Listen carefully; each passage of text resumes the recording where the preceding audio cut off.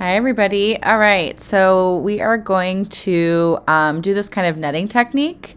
And the very first thing is that you're going to do backwards stitch in a circle around if you're mending a hole or basically whatever shape that you decide to do. You're going to take your second thread from the back, and then you're going to go on top of one of the backward stitches and through the center of that stitch, and you're not pulling it all the way tight. So let's do that again. Going on top of the stitch and then bringing the needle through the loop. So you can see how that's making like a little bit of a chain. And again, it's really important that you are not pulling tightly, because then the new blue loop is going to be what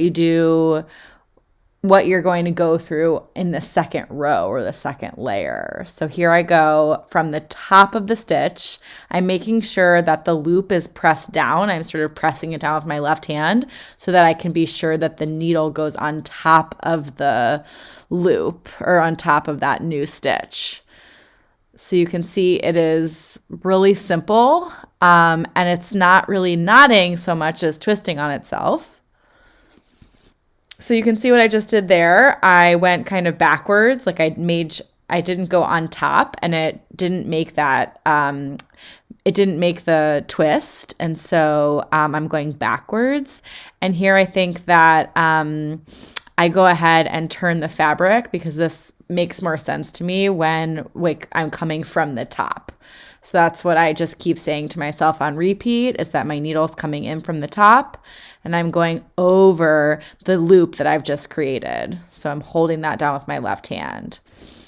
So I'm yep, there you go, making sure. And it's really, really much easier if you kind of keep turning the fabric, and every new stitch, you make sure you're coming up through the hole or on top of the blue yarn that you were using before.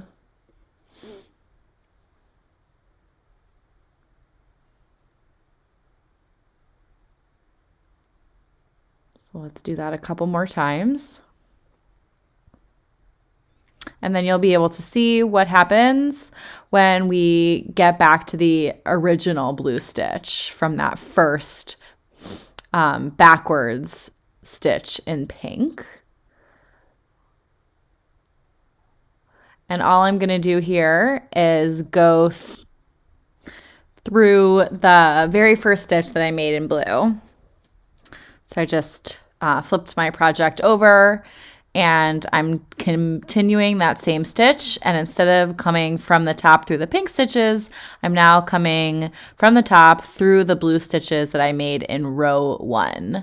So I'm going to keep doing this around and around and around until I've reached the center. And it's going to make kind of like a netted sort of drum pattern. And the nice and amazing thing about this technique, it's very simple, and you can go in any shape that you want. So anywhere the running stitch is, it's really organic. You can go in any direction, or anywhere the backward stitch is, I should say. So you can make any shape, and you can create this net or this netted effect with in any direction and in any shape. So it mimics kind of the crocheted look in that way, and also the crocheted energy, which is that it can go in any direction you want to at any time.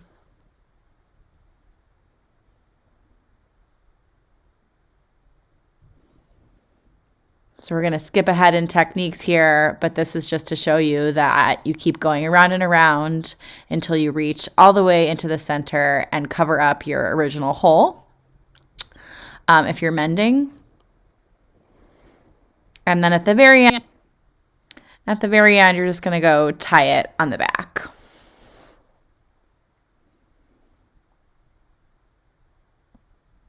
Okay. So this one is for kind of like a straight up and down slit or a cut in the fabric. And we're going to start by coming up through the bottom left-hand corner of that cut in the fabric. And we're going to do what kind of looks like a Frankenstein style suture. So it's going to go directly across the slit and then make a little jump up and then directly back across and a little jump up. We're going to take that sort of like a step ladder all the way up the slit. So you can see my embroidery thread was getting kind of twisted there.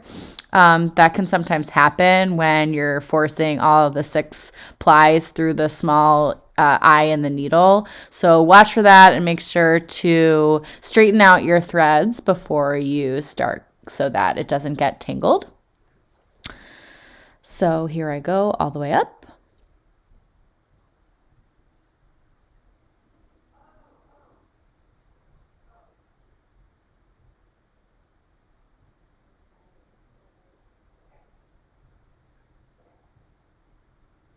I get to the top and I'm going to do 1 extra stitch across a little bit farther up than the top of the cut or slice in the fabric.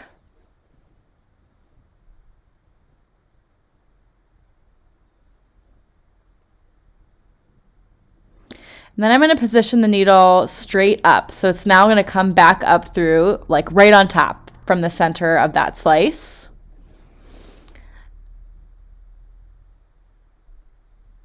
And then I'm going to take the tail of the yarn, which usually is just a few inches, and I'm going to bring it so that it meets the point where the yarn is coming, the last point where the yarn is coming out of the fabric. So you can see it up there. I'm going under with, now it's sort of doubled up, so it's going to create that doubled up effect. I'm going under the first stitch.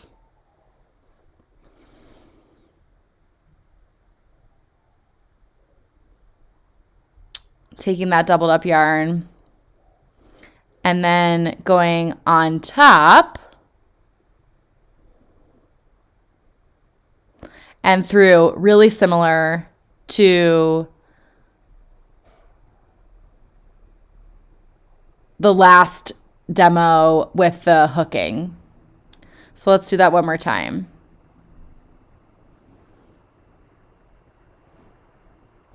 It's a doubled up thread. I'm going underneath the stitch, the stitch right below me. And then I'm kind of wrapping over to the right, going from the top this time and coming back through the center.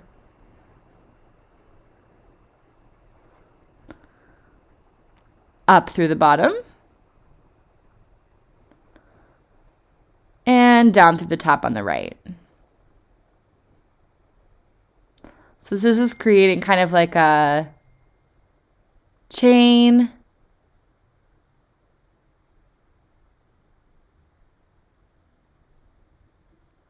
That steps down the ladder that you made.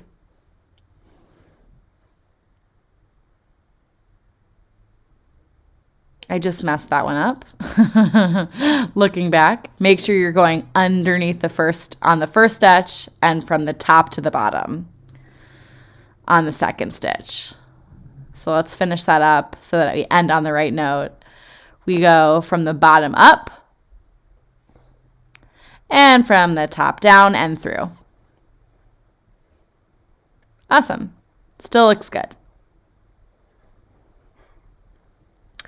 So the very last technique is this star embroidery pattern, and you can do this in a lot of different shapes. The star is probably not the easiest one to start with, but we're going to give it a go. So what I've done here is I've drawn kind of like a clock around the hole in the number, the order that you need to go in. So I've come up through 1 and down through 2, out through 3, and I'm going to go over to 4. So with every single number, I'm literally just following the path. Over to 4, up through 5. So it's going under, over with these long sweeping, like kind of overshot stitches. So up to 6, like on top of the fabric to 6, and underneath the fabric coming out at 7. So you can see how 4 and 7 are right next to each other. The reason I put 7 under 4 is because your needle has to come to the bottom of 4. So I made sure to place the numbers exactly where they need to be to show you exactly where your needle comes out. So on top of the fabric to 8, and underneath the fabric to 9.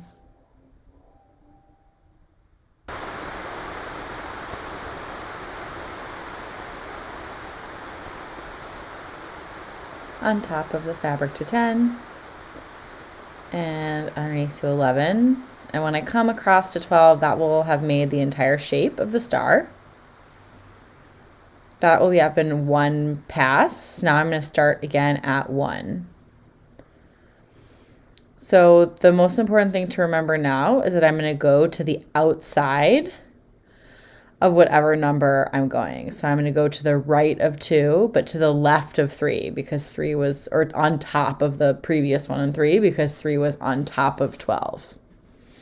And you kind of it sort of starts to make sense because you want the threads to lay exactly next to each other. So I'm going to go to the right of 4, but to the left of 5.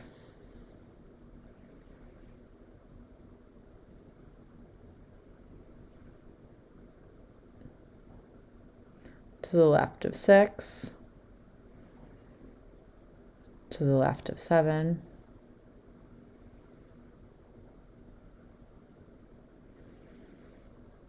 And as I go around and around and around, I'm going to move up the points of the star so that every stitch is next to the previous one. Across to 10, up to 11, down to 12,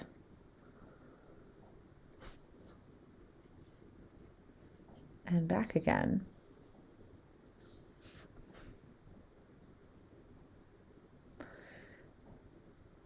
You can kind of see how the tips of the star are starting to form.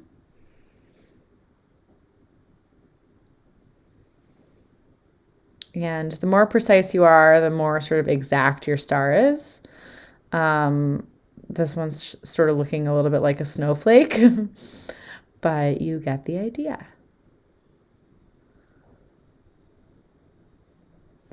So before you start this technique around, if you're mending or if you want to just do this as a decorative element, I would start by writing your numbers. So just go ahead and pause this video so you can see carefully where all of your numbers are supposed to be, and then just start counting.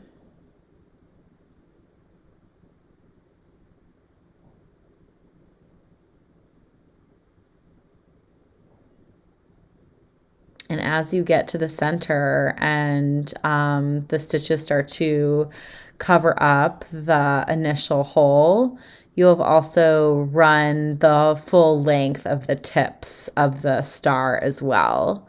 So you're going to kind of run out of room at the same time that the star form is complete. And this technique of crisscrossing and overlapping to fill in a shape can be done in any shape. So once you get the hang of this, you can adapt it to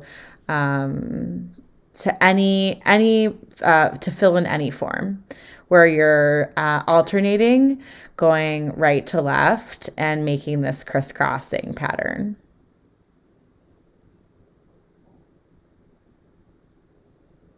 So I'll be able to do 1 or 2 more stitches, and that is going to be a wrap.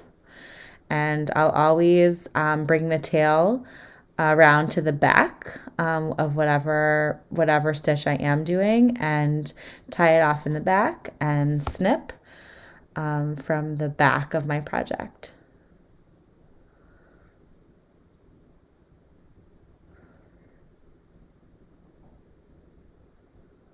So I hope you enjoy trying this one.